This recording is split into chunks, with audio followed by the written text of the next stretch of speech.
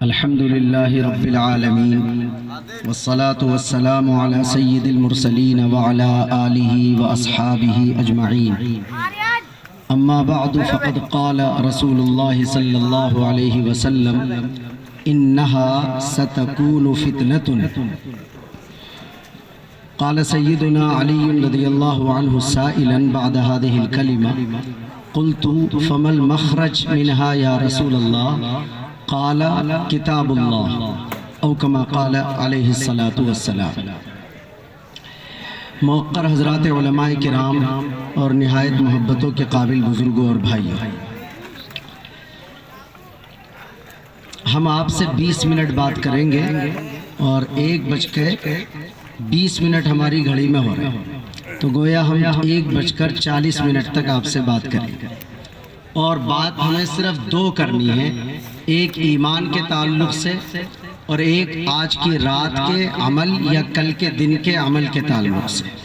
یہ دونوں باتیں بتانے کا میرا معمول ہے اور اس کا مجھے اپنی ذاتی حد تک فائدہ محسوس ہوتا ہے کہ ایک تو یہ بتا دیا کہ میں اتنی دیر بات کروں گا تاکہ آپ کو اطمینان رہے، اور دوسرا یہ بتا دیا کہ میں کیا بات کروں گا تاکہ اس بات کا سمجھنا آسان ہو جائے. اب غور سے سنیے گا. بزرگوں، ہم سب جانتے ہیں کہ ہماری سب سے بڑی دولت ہمارا ایمان. یعنی اگر ایک ایسے مسلمان سے بھی سوال کیا جائے جو نماز نہ پڑھتا ہو، روزہ نہ رکھتا ہو، اعمال کے قریب نہ ہو، پھر بھی اگر اس سے معلوم کیا جائے کہ تم سب سے بڑی دولت کس چیز کو سمجھتے ہو، تو وہ یہی جواب دے گا کہ میری سب سے بڑی دولت میرا ایمان. تو جب ہم مومن ہوتے ہیں، ایمان والے کہلاتے ہیں، تو ظاہر ہے کہ کچھ نہ کچھ اس کے پیچھے فلسفہ ہوتا ہے، کچھ نہ کچھ لوجک، کچھ نہ کچھ بنیادیں ہوتی ہیں جس کی وجہ سے کوئی شخص ایمان والا کہلاتا ہے. ان کو ہم اپنی علمی زبان میں عقیدہ کہتے ہیں. یعنی کچھ عقیدے ہوتے ہیں، کچھ باتیں ہوتی ہیں جن پر ہم دل سے یقین کرنے لگتے ہیں تو پھر ہم مسلمان کہلانے لگتے ہیں. مثال کے طور پر ہم نے بچپن میں کتابوں میں پڑھا ہوگا کہ بھئی ایمان لایا میں اللہ پر، رسولوں پر، آخرت کے دن پر، فرشتوں پر.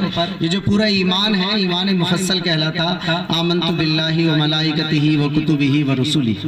بات چونکہ میں نہیں چاہتا کہ لمبی ہو، اس وجہ سے بہت مختصر کہہ رہا ہوں کہ بہت بنیادی عقیدے اگر مختصر کر کے دیکھے جائیں کہ جس کی وجہ سے کوئی شخص مومن یا مسلمان کہلاتا ہے، تو وہ 3 ہیں.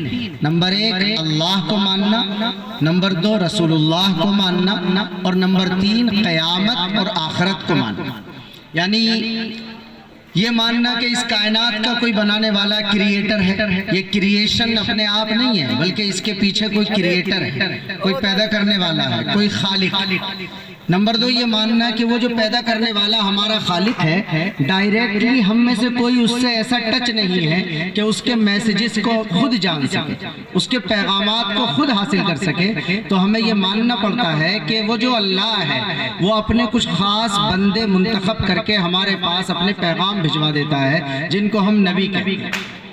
اور تیسری چیز جس کو بنیادی طور پر عقیدے میں ماننا ضروری ہے وہ ہے قیامت. یعنی یہ ماننا کہ یہ نہیں ہے کہ یہ دھرتی اور یہ آکاش ہے اور یہ ایسا ہی رہے گا، نہیں، بلکہ یہ سب فنا ہوگا، یہ سب ختم ہوگا. ایک دن اس کائنات کا دی اینڈ ہوگا، دنیا ختم ہو جائے گی، جسے ہم قیامت کہتے ہیں. تو گویا اللہ کو ماننا، رسول اللہ کو ماننا اور قیامت کو ماننا، یہ وہ بنیادی عقیدے ہیں جنہیں مان کر ہم مومن کہلاتے ہیں. ان میں سے اب تیسرے پر آئیے جسے ہم قیامت کہتے ہیں. تو جب ہم میں سے کوئی انفرادی طور پر مرتا ہے تو اس کے بھی کچھ آثار بن جاتے ہیں. سننے نا غور سے بزرگ، اس کے بھی کچھ آثار بن جاتے ہیں. بیماریاں آ گئیں، کمزوریاں آ گئیں، پریشانیاں آ گئیں، حالات بن گئے، حادثات آ گئے اور آدمی دنیا سے چلا جاتا ہے. ویسے ہی جب یہ ساری دنیا ختم ہوگی، اب تو سائنٹسٹ بھی لکھ رہے ہیں، اب تو سائنٹسٹ حضرات بھی بتانا شروع کر دیا، جو حدیثوں میں موجود تھا اب وہ باقاعدہ سائنسی بنیادوں پر لوگوں نے بتانا شروع کر دیا. آپ پڑھیے حدیثوں کو اور آپ پڑھیے سائنس کو تو لگے گا کہ جو کچھ پیغمبر علیہ السلام نے 1400 سال پہلے بتایا تھا، آج کی علمی دنیا اسے ثابت کرتی چلی جا رہی ہے. تو یہ جو قیامت آئے گی جس میں دنیا ختم ہوگی، تو ہمارے نبی پاک علیہ السلام نے دنیا کے دی اینڈ سے پہلے اس دنیا کا جو نقشہ کھینچ کر ہمیں بتایا ہے کہ کیا حالات ہوں گے اس دور میں جب دنیا اپنے دی اینڈ کی طرف جائے گی۔ تو اب آپ یقین کر لیجئے ہم لوگوں کی بات مان کر کہ ہمارے سامنے وہ حدیثیں ہیں، ان حدیثوں کی بنیاد پر ہم آپ سے کہہ رہے ہیں کہ دنیا اپنے دی اینڈ کے زون میں داخل ہو چکی ہے، دنیا اپنے دی اینڈ کے زون میں داخل ہو چکی ہے۔ میں یہ نہیں کہہ رہا کلیئر کر کے 20 سال میں ختم ہے، یہ 30 سال میں ختم ہے۔ بعض لوگ تو پہلے سے لکھ رہے کہ 2012 میں ختم ہو جائے گی، کوئی کہہ رہا 2020 میں چلی جائے گی۔ کوئی ڈیٹ ہمارے نبی پاک علیہ السلام نے فکس کر کے نہیں بتائی، لیکن حالات بتلائیں، حالات بتلائیں۔ آج کل جس قسم کے حالات چل رہے ہیں اس سے حدیثوں کو پڑھ کر اندازہ ہوتا ہے کہ وہ حالات بن رہے ہیں جو دنیا کو قیامت کی طرف لے جائیں گے۔ ان مشکل حالات میں ہمارے نبی پاک علیہ السلام نے ہمیں فرمایا اور بتایا ہے کہ ایک مسلمان کے لیے سب سے زیادہ جس چیز کی حفاظت کرنا مشکل ہوگا اس کا نام ہی ایمان، یعنی اپنی دولتوں کو بچانا،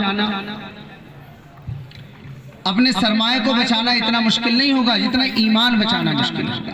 اللہ کے نبی صلی اللہ علیہ وسلم نے فرمایا ایک موقع پر کہ دنیا کے ختم ہونے سے پہلے جو مشکل حالات آئیں گے ان میں ایمان کا بچانا ایسا ہو جائے گا جیسے کہ ہاتھ کی ہتھیلی پر انگارہ رکھنا۔ کوئی شخص اگر ایمان اپنا بچانا چاہے گا تو اتنا مشکل ہو جائے گا جیسے انگارہ رکھنا، اور اتنے مشکل حالات بن جائیں گے کہ صبح کے وقت میں آدمی مسلمان ہوگا اور شام کے وقت میں اسلام چھوڑ بیٹھے۔ آج کل آپ دیکھ رہے ہیں، میں ڈیٹیل میں نہیں جا رہا، پورا سماج کی صورتحال ہمارے سامنے ہے۔ تو ان مشکل حالات میں ہمیں اپنے اور اپنی نسلوں کے ایمان کی حفاظت کی فکر کرنی ہے، کریں گے بھی انشاءاللہ العزیز۔ ایک بات ہماری پوری ہو گئی اور 5 منٹ بھی پورے ہو گئے۔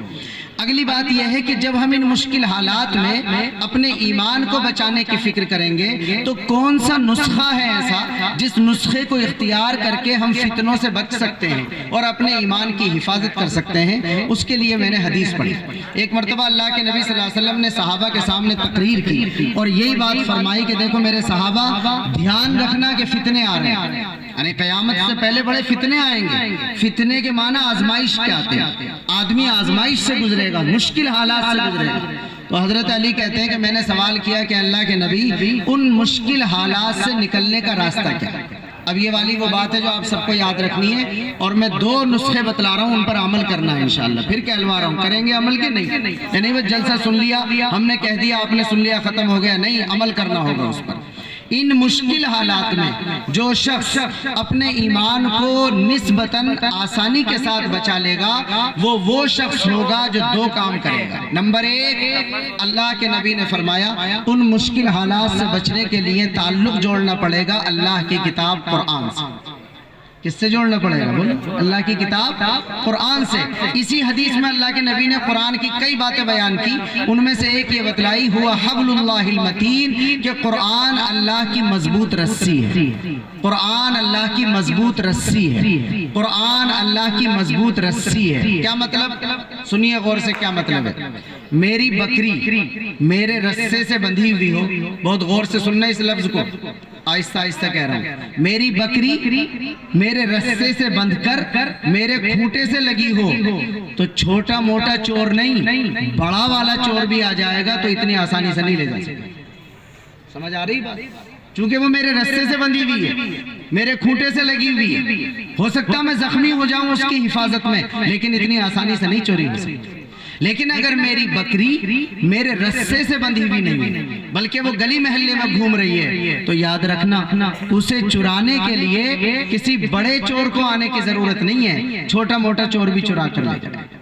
اگر یہ والی مثال سمجھ میں آئی ہے تو یاد رکھنا، جو مسلمان اور مومن اپنے آپ کو اللہ کی رسی قرآن سے باندھ کر کے رکھے گا تو دجال کے چیلے نہیں، سچی میں کانا دجال بھی آ جائے تو ایسے شخص کے ایمان کا سودا اتنی آسانی سے نہیں کر سکتا۔ ارے بھئی یہ تو سب مسلمانوں نے سن رکھا ہوگا نا کہ قیامت سے پہلے کانا دجال آئے گا، سب نے سن رکھا، حضرت عیسیٰ بھی تشریف لائیں گے، امام مہدی بھی آئیں گے، کانا دجال بھی آئے گا۔ وہ کانا دجال ہی تو سب سے بڑی مصیبت ہوگا ایمان کا سودا کرنے کے لیے۔ تو یاد رکھنا وہ تو بعد میں آئے گا لیکن اس کے چیلے آ چکے۔ تو اگر کوئی شخص اپنے آپ کو اللہ کی رسی قرآن سے باندھ لے گا تو انشاءاللہ اس کے ایمان کی حفاظت، اور اگر کسی نے اپنے آپ کو اللہ کی رسی قرآن سے نہیں باندھ رکھا تو پھر اس کے لیے اس بڑے والے کے آنے کی ضرورت نہیں ہے، وہ وہیں بیٹھا ہوا ہنستا ہوا اپنے CCTV کیمروں سے دیکھتا رہے گا، اور اس کے چیلے ہی ہمارے بچوں کے ایمان کا سودا کر لیں گے، جیسا کہ آج کل دکھائی دے رہا ہے۔ تو میں زیادہ لمبی تقریر نہیں کر رہا ہوں، میں نے 2 باتیں کہہ دی۔ نمبر 1، قیامت ہمارے عقیدے کا حصہ ہے، وہ آئے گی، اور حدیثیں کہتی ہیں کہ دنیا اس زون میں انٹر کر چکی ہے، لہذا اب ایمان کی حفاظت کرنا ہمارے لیے بہت بڑا مشکل مرحلہ ہے، اور اس کے لیے نسخہ نمبر 1 اللہ کی کتاب قرآن۔ کیسے جڑیں گے ہم اللہ کی کتاب قرآن سے؟ 2 کام بتلا رہا ہوں، ہر بندہ یہ ارادہ کرے کہ عمل کرے گا انشاءاللہ کل سے۔ نمبر 1، فجر کی نماز کے بعد اپنے گھروں میں فیملی کے سارے ممبر بیٹھ کر ایک ساتھ 10 منٹ 15 منٹ 20 منٹ قرآن کی تلاوت کریں۔ بولو بھی کرو گے انشاءاللہ؟ مرد لوگ مسجد میں نماز پڑھ کے آئیں، عورتیں اپنے گھر میں نماز پڑھیں، اور اس کے بعد سب مل کر ایک ساتھ بیٹھ کر قرآن کریم کی تلاوت کریں، پاؤ پارا کریں، 2 رکوع کریں، آدھا پارا کریں، جو حافظ ہے وہ 3 پارے کرے، جو حافظ نہیں ہے 1 پارا پڑھے، سارے کے سارے فیملی کے ممبر بیٹھ کر قرآن کریم کی تلاوت کریں۔ ہلکے میں مت لینا اس بات کو، ہر حال میں آپ کی دکان اگر 10 بجے کھلتی ہے کھلے، آپ کا فیلڈ ورک اگر 9 بجے ہوتا ہو، آپ کا ناشتہ اگر 8:30 بجے ہوتا ہے ہوتا رہے، آپ پہلے نماز پڑھیے، پھر 15 منٹ تلاوت کیجئے، اس کے بعد سو جائیے، 1 گھنٹے کا الارم لگائیے، پھر اٹھ کر ناشتہ کر کے اپنی دکان پر جائیے۔ لیکن ہر حال میں اگر آپ واقعی یہ جلسے ولسے ہو گئے اور بہت ہو گئے، کام کیجئے، اپنے گھر میں معمول بنائیے کہ ہر حال میں تلاوت کی جائے گی۔ تعویذ لیتے ہیں نا علماء سے، آپ مصیبتیں دور ہو جائیں، شیطان پیچھے چھوڑ دے، جنات پیچھے چھوڑ دے۔ تعویذ کے بارے میں بتلا کے جا رہا ہوں، تعویذ کھول کے دیکھ لینا، اس میں نمبر لکھے ہوئے ملیں گے آپ، وہ نمبر قرآن کی کسی آیت کے ہوتے ہیں، وہ نمبر قرآن کی کسی سورت کے ہوتے ہیں۔ جب قرآن کی آیت کے نمبر سے ہمارے گھر کی مصیبتیں ختم ہو سکتی ہیں، تو جب ڈائریکٹ قرآن پڑھا جائے گا تو کیسے مصیبتیں ختم نہیں ہوگی؟ 3rd کلاس میں مت جیے، 1st کلاس کام کیجیے۔ ناجائز تو نہیں بتلا رہا میں، ضرورت ہو تو لے لینا، جیسے بیمار ہوتے ہیں تو دوا لی جاتی ہے، ویسے ہی ایک دوا تعویذ بھی ہے، لیکن تعویذ پر یا دوا پر جیا نہیں جاتا، غذا پر جیا جاتا ہے۔ جینا غذا پر ہوتا ہے، دوا غذا نہیں ہوتی، ایمرجنسی ضرورت کی وجہ سے لے لی جاتی ہے۔ لہذا نمبر 1، ہر حال میں قرآن پڑھنا، اور اتنی زور سے پڑھنا کہ پورے گھر کی دیواروں میں دروازوں تک آواز جائے۔ جہاں تک آواز جائے گی انشاءاللہ نقصان پہنچانے والے شیاطین اور خبیث شیطان جنات وہاں سے دور ہو جائیں گے۔ کریں گے عمل انشاءاللہ؟ دوسرا عمل قرآن کے تعلق سے ہے، رات کو سونے سے پہلے سب لوگ اپنے کاموں سے فارغ ہو کر سارے فیملی ممبر ایک ساتھ بیٹھیں اور قرآن کا ترجمہ کریں، جس سے اردو آتی ہے اردو، جس سے ہندی آتی ہے ہندی، اور اگر قرآن کا ترجمہ نہیں کر سکتے تو علماء موجود ہیں، اپنی اپنی مسجد کے علماء سے کتاب معلوم کیجیے۔ یہ علماء جانتے ہیں کہ کن حالات میں کون سی کتاب پڑھنا مناسب رہتا ہے، لہٰذا یہ آپ کو گائیڈ کر دیں گے، بتا دیں گے کہ یہ والی کتاب آج کل آپ اپنے بچوں کے سامنے پڑھا کیجئے، اس میں بالکل نہیں شرمانا، باپ بھی بیٹھے، ماں بھی بیٹھے، بیٹے بھی بیٹھے، بہویں بھی بیٹھے، پوتیاں بھی بیٹھے، پوتے بھی بیٹھے، سب ایک ساتھ مل کر بیٹھے، 10 منٹ تعلیم کریں۔ اور جب آپ کے سارے بچوں کے سامنے روزانہ کسی کتاب کے ذریعے سے ایمان ایمان ایمان ایمان ایمان آئے گا تو ان کے دل کی تختی پر لکھا جائے گا۔ آپ نے تو بتایا کہ اتنے بڑے پتھر پر بھی اگر پانی کی ایک بوند ٹپکتی رہتی ہے تو اس میں سوراخ کر دیتے ہیں، تو لہٰذا عمل کریں گے انشاءاللہ۔ آج کل پورے فیملی ممبر ایک ساتھ بیٹھ کر ڈرامہ دیکھتے ہیں، انہیں شرم نہیں آتی، ایک ساتھ بیٹھ کر فلم دیکھتے ہیں، انہیں شرم نہیں آتی، ہمیں دین پڑھتے ہوئے بھی ایک ساتھ بیٹھ کر شرم آتی ہے۔ ابا اپنی ہم عمروں کے ساتھ بیٹھیں گے چوپال پہ، بیٹا اپنے دوستوں کے ساتھ بیٹھے گا، اپنے یاروں کے ساتھ، عورتیں اپنے ساتھ، بیٹھو میں منع نہیں کر رہا، لیکن جب سب سے فارغ ہو کر سب اپنے گھر پہ آ جاؤ، اب ایک ساتھ 10 منٹ دین کی کتاب کی تعلیم کے لیے ایک ساتھ عمل کرے گے انشاءاللہ۔ یہ آخری دور کے فتنوں کے حالات میں اپنے ایمان کی حفاظت کا ذریعہ ہے۔ 5 منٹ رہ گئے میرے، اور ایک بات رہ گئی، 20 منٹ میں بہت سی باتیں بتا رہا ہوں، کم نہ 20 منٹ۔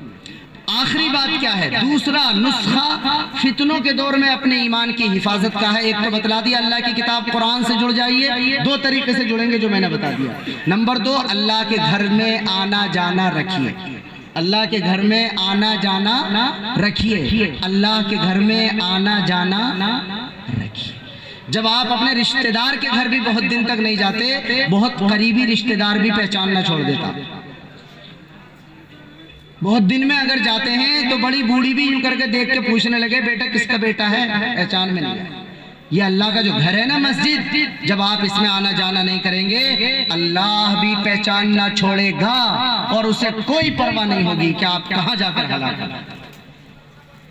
لہٰذا اللہ کے گھر آنا جانا کیجئے، جس سے ہماری بہت یاری دوستی ہوتی ہے، 24 گھنٹے میں ایک بار ملتے ہیں اس سے۔ اللہ تعالیٰ کتنی بار بلاتا ہے 24 گھنٹے میں؟ بولو 5 بار۔ بھئی اللہ اگر چاہتا تو بس ایک بار بلا لیتا کہ نہیں؟ کہہ دیتا جب سارے کام سے فارغ ہو جایا کرو تو رات کو سونے سے پہلے 5 نمازیں پڑھ لیا کرو، لیکن اس نے ہمیں محبت کرانے کے لیے یہ کہا کہ تو اپنے دوست کے گھر دن میں 1 مرتبہ جائے، 2 مرتبہ جائے، لیکن جس کے گھر تجھے سب سے زیادہ آنا ہے وہ کسی انسان کا نہیں بلکہ اللہ کا گھر ہونا چاہیے۔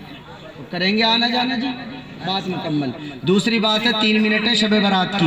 شب برات کے بارے میں یاد رکھنا، آج کی رات میں نفل پڑھنا یا نماز پڑھنا یا کچھ بھی کام کرنا دین کا وہ نفل ہے، اور کل کا جو دن آ رہا اس میں روزہ رکھنا نفل ہے۔ سننے غور سے، اور روزانہ کی 5 نمازیں پڑھنا فرض ہے، اور آگے جو رمضان آ رہا اس کے روزے رکھنا فرض ہے۔ میں ذمہ داری سے ایک بات کہہ کے جا رہا ہوں، اگر کوئی ساری زندگی اس شب برات میں بالکل عبادت نہ کرے نفلی، اور کوئی روزہ نہ رکھے ساری زندگی کل کے دن کا، اللہ اس سے کچھ سوال نہیں۔ لیکن جو 5 وقت کی نماز نہیں پڑھے گا، جس نے آج رات عشاء نہیں پڑھی اور صبح فجر نہیں پڑھے گا، اس پہ لٹ بجے گا۔ جو آج پوری رات آرام سے سوئے گا، عشاء پڑھ کر اور صبح کو فجر پڑھے گا، اللہ اس سے کچھ نہیں پوچھے گا۔ لیکن جو رمضان، جس نے ساری زندگی 15 شعبان کا روزہ رکھا اور رمضان کا روزہ چھوڑا، کتنے ہی رکھ لیے 15 شعبان کا، لیکن پٹائی ہو گیا۔ جو چیز جس درجے کی ہے اسے اس درجے پر رکھیے۔